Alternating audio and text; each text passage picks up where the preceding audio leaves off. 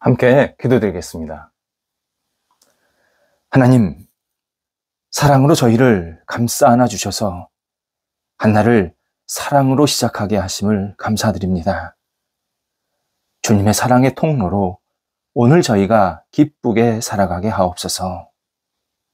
만나는 사람들과 우애가 깊게 하옵소서. 주님의 이름으로 건강한 사랑의 마음을 나누는 한날이 되게 하옵소서. 미움으로 막혔던 길들이 사랑의 능력으로 활짝 열리게 하옵소서.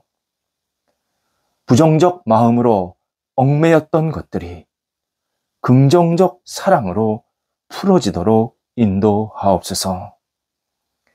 우리를 힘들고 연약하게 만들었던 모든 어려움들, 예수 그리스도의 사랑으로 오늘도 넉넉히 이겨내게 하시고 사랑의 메신저로 하나님께 영광 돌리는 한날 되게 하옵소서. 병상에 있는 사랑하는 환우들을 붙잡아 주옵소서.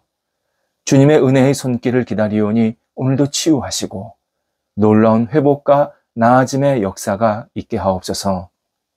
가정에서 안정을 취하시고 병원에서 진찰과 치료와 재활훈련 받으시는 사랑하는 환우들이 예수님 안에서 평안을 누리게 하시고 주님 의지하면서 오늘도 힘차게 일어날 수 있게 하옵소서. 순간순간 주님의 손길 때문에 다시 힘을 회복하게 하시고 주님 때문에 웃고 감사하는 한날 되게 하옵소서. 옆에서 기도하시는 가족들 붙잡아 주셔서 힘 주시고 믿음 주시고 희망 주시고 모든 삶의 형편들을 안정되도록 인도하옵소서. 자녀들 하나님 앞에 내어 맡깁니다. 하나님이 주시는 사랑으로 오늘도 자녀들이 한국에서 외국에서 마음껏 쓰임받는 복 있는 자녀들 되게 하옵소서. 말씀의 사람으로 진리의 사람으로 은혜의 사람으로 넘쳐날 수 있도록 인도하옵소서. 좋은 만남이 있게 하여 주옵소서.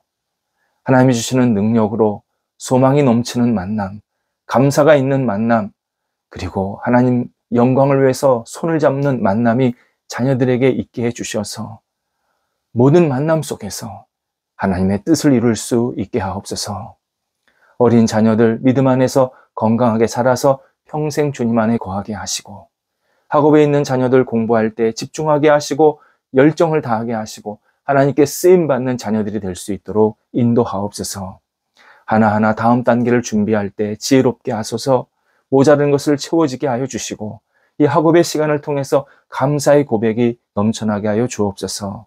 시험을 앞두고 있는 자녀들, 진학을 앞두고 있는 자녀들, 여러 가지 장래를 위해서 준비하는 자녀들 함께 해주셔서 오늘도 지혜롭게 잘 공부하고 마무리할 수 있게 하옵소서. 장래를 위해서 계속 기도하는 자녀들 붙잡아 주셔서 힘을 더하시고 위로해 주시고 소망 주시고 문이 열리게 하시고 하나님께 쓰임받는 인생이 될 수 있게 하옵소서. 독립된 세대들도 함께 하셔서 하나님이 주시는 능력으로 마음껏 영광을 돌리기에 부족함이 없게 하시고 꿈을 가지고 앞을 향해 나아갈 수 있는 세대들이 될 수 있도록 인도하옵소서. 성도들의 일터를 붙잡아 주옵소서. 오늘도 준비합니다. 계획합니다.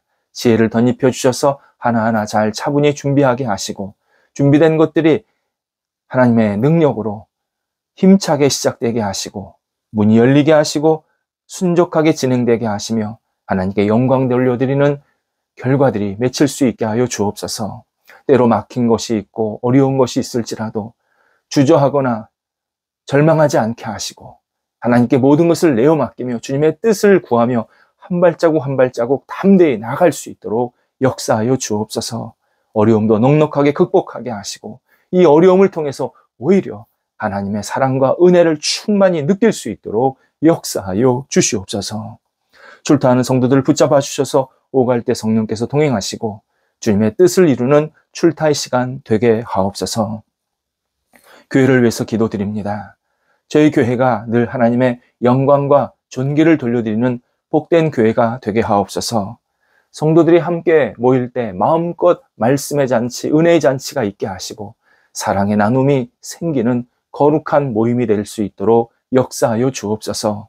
뿌리가 깊어지게 하시고 확장되게 하시고 하나님께 마음껏 높여드릴 수 있는 믿음의 공동체가 되게 하여 주셔서 저희 교회가 있으므로 많은 사람들에게 위로와 소망이 되게 하시고 복음이 마음껏 전파될 수 있게 하시고 하나님의 사람이 충만하게 넘치게 해주셔서 하나님 때문에 웃고 감사의 고백이 넘쳐나는 모임이 되게 하옵소서. 아직 예수님을 알지 못하는 분들이 찾아와서 예수님 안에 거하게 하시고 진리를 만나게 하시고 삶의 새로운 희열과 열정과 감사를 갖고 출발할 수 있는 복 있는 교회, 새롭게 시작되는 교회가 될 수 있도록 인도하여 주옵소서. 오늘도 우리 성도들 평강으로 한 날을 보내게 하옵소서. 어떤 일을 하든지 어떤 시간을 보내든지 성령이 주시는 평안의 마음이 넘치게 해주셔서 흔들림이 없이 오늘도 앞을 향해 온전히 나아갈 수 있도록 역사하여 주옵소서. 예수님의 이름으로 기도드립니다. 아멘. 오늘 우리에게 주시는 하나님의 말씀은 신약성경 로마서 12장 19절에서 21절 말씀입니다. 로마서 12장 19절에서 21절까지 말씀입니다. 살아계신 하나님의 말씀을 봉독합니다. 내 사랑하는 자들아, 너희가 친히 원수를 갚지 말고 하나님의 진노하심에 맡기라. 기록되었으되 원수 갚는 것이 내게 있으니 내가 갚으리라고 주께서 말씀하시느니라. 내 원수가 줄이거든 먹이고 목마르거든 마시게 하라. 그리함으로 내가 숯불을 그 머리에 쌓아 놓으리라. 악에게 지지 말고 선으로 악을 이기라. 아멘. 마태복음 18장 6절에서 예수님은 나를 믿는 이 작은 자 중에 하나를 실족하게 하면 차라리 연자 맷돌이 목에 달려서 깊은 바다에 빠지는 것이 낫다.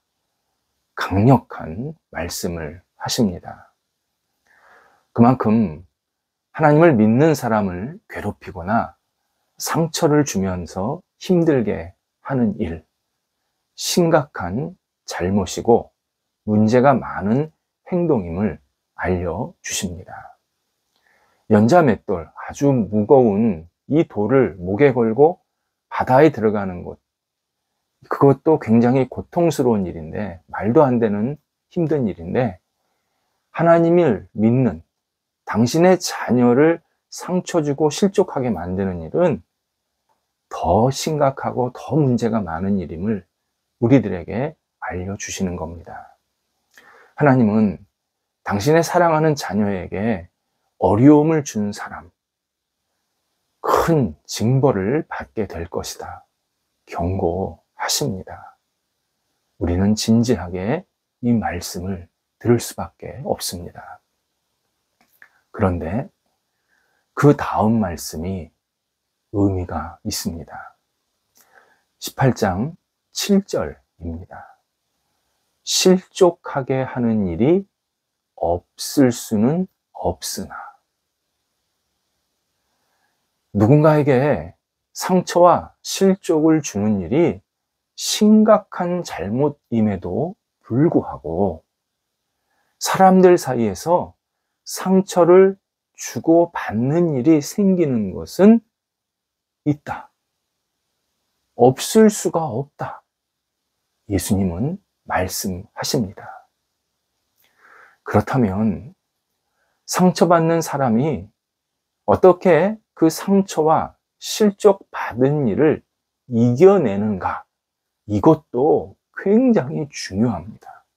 내가 상처받았다고 그냥 억울해만 하고 속상해만 하고 무너지기만 하고 그렇게 되는 것이 옳은 일이 아니라, 내가 상처받았다면 어떻게 이것을 내가 이겨낼 수 있을까? 이것을 우리가 진지하게 생각해야 합니다. 자기가 공격과 상처를 받았다고 그대로 갚아주는 일, 굉장히 부적절한 신앙 행동입니다. 절대 있어서는 안 될 일입니다. 성경은 원수 갚는 일은 정식으로, 금하고 있습니다. 어느 성경 구절도 원수를 갚는 일을 네가 알아서 해라. 원수 갚는 일, 그건 타당하다. 그렇게 말씀하시는 내용이 없습니다. 누군가가 나에게 악한 일을 당하게 해서 어려움을 내가 겪고 있다면 그것은 우리가 직접 해결할 것이 아니라 하나님께 맡겨야 된다. 하나님께서 처리하고 하나님께서 결과를 내리실 때까지 좀 기다려야 된다. 강조해주고 있습니다. 본문에서 바울은 신명기 32장 35절을 인용을 하면서 원수를 직접 갚지 말라고, 그것은 결코 하나님의 뜻이 아니라고 우리에게 알려주고 있습니다.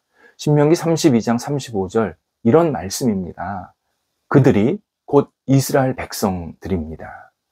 이스라엘 백성들이 실족 받았을 때 내가 곧 여호와 하나님이 보복하리라. 이렇게 직접 모세에게 말씀하시는 내용입니다. 이 말씀은 이스라엘 백성들이 광야에서 주변 나라 백성들에게 치이고 공격당하고 상처받고 계속 모욕을 당할 때 하신 하나님의 말씀입니다. 광야의 이스라엘 백성, 말 그대로 거지였습니다. 땅도 없고 수많은 백성들이 이리저리 몰려다니고 집도 없고 정말 아무것도 없는 그냥 하루하루 버티는 생활이었습니다. 그러다 보니 주변 나라 백성들 또 군인들이 몰려다니는 이스라엘 백성들을 천덕꾸러기 취급할 수밖에 없었습니다. 경시하고 모욕하고 유린하고 빼앗고. 이때 하나님께서 당신이 이스라엘 백성들이 당하는 모든 모욕과 공격들을 친히 다 갚을 것이다. 다 내가 원수들을 하나씩 정리할 것이다. 약속하시는 내용입니다. 그러니 이스라엘 백성들아, 너희가 직접 다른 사람을 공격하지 말고 내 뜻에 따라 계속 움직이라고 말씀하십니다. 그런데 본문의 말씀이 적지 않은 신앙인들을 고민하게 만들고 때로는 반감을 갖게 만드는 그러한 내용입니다.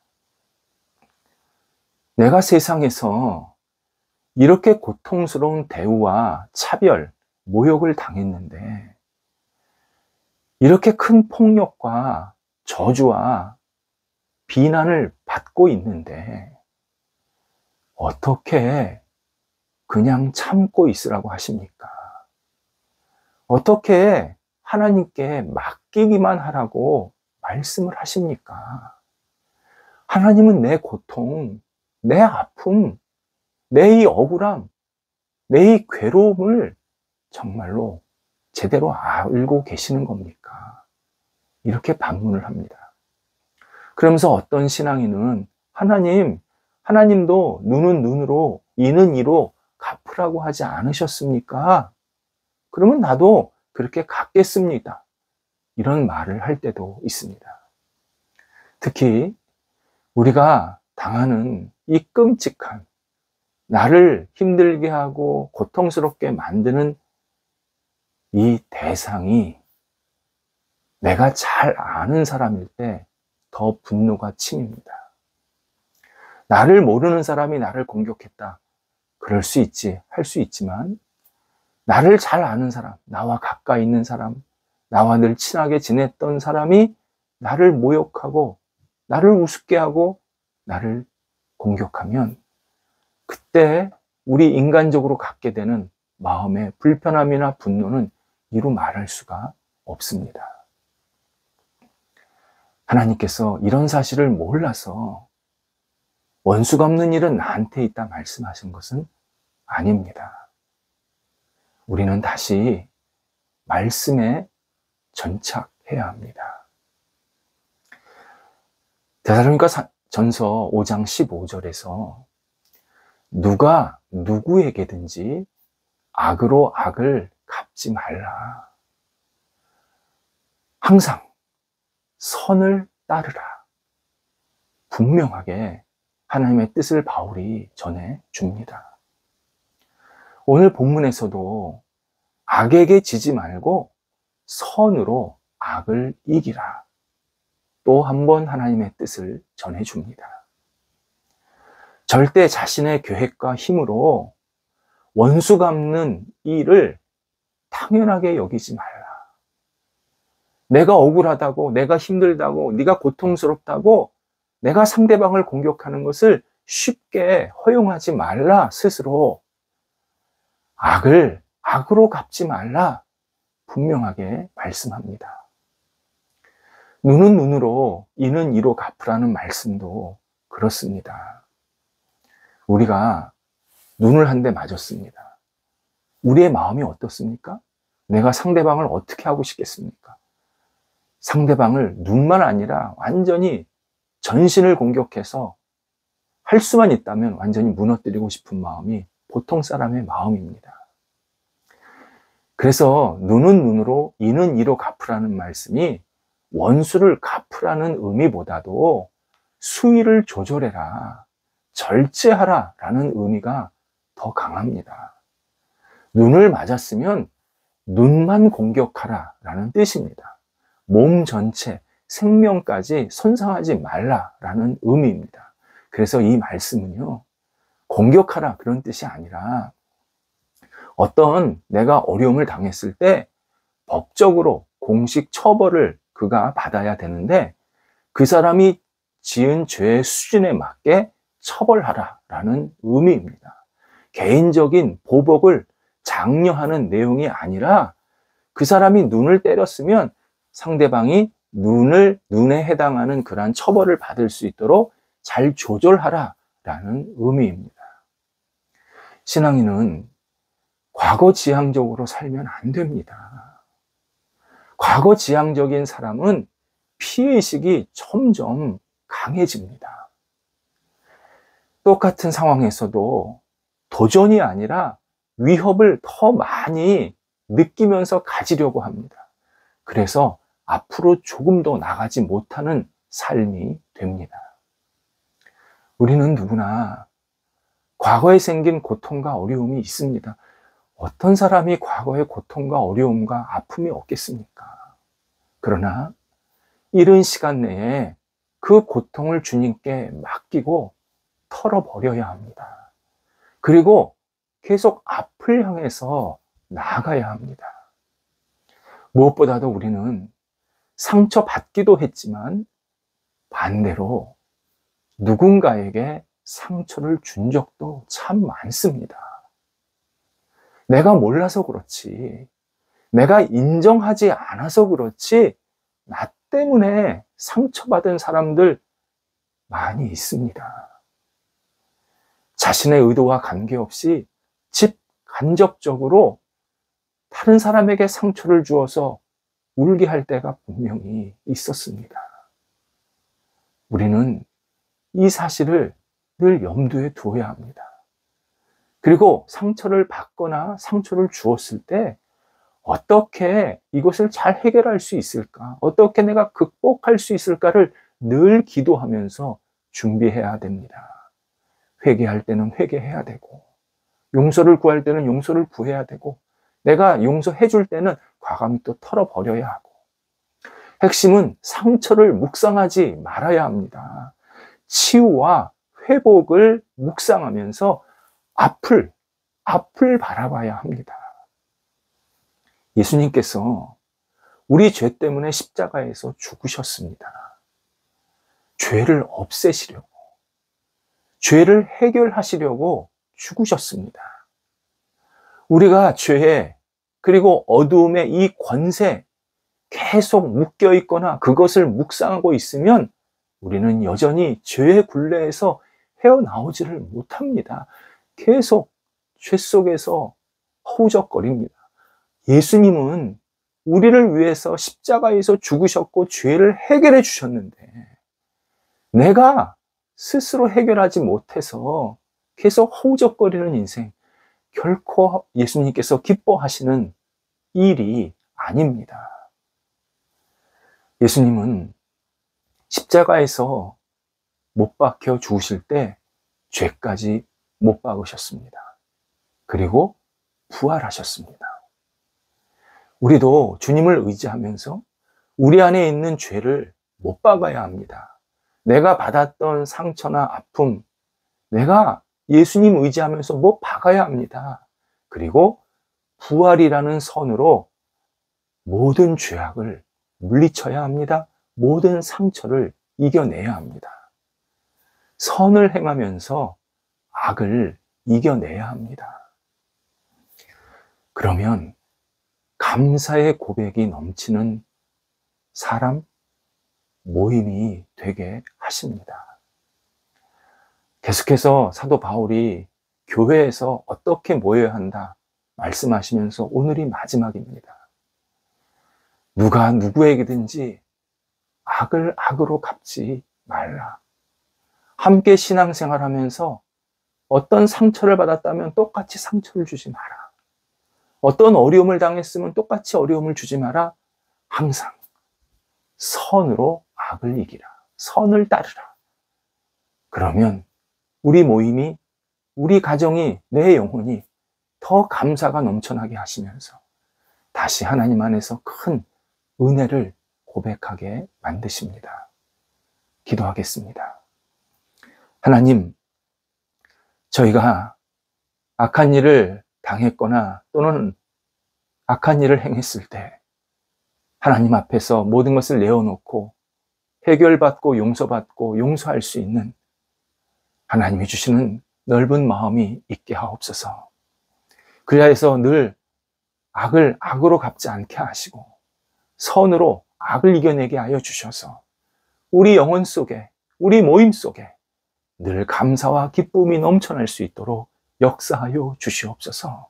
하나님, 어려운 길이지만 성령의 도우심으로 저희가 계속 악을 선으로 이기기를 간절히 원합니다. 저희들을 붙잡아 주셔서 선으로 계속 앞을 향해 나아갈 수 있도록 하나님께서 친히 은혜를 베풀어 주옵소서. 저희 영혼 속에 감사가 넘치게 하옵소서. 예수님의 이름으로 기도드립니다. 아멘.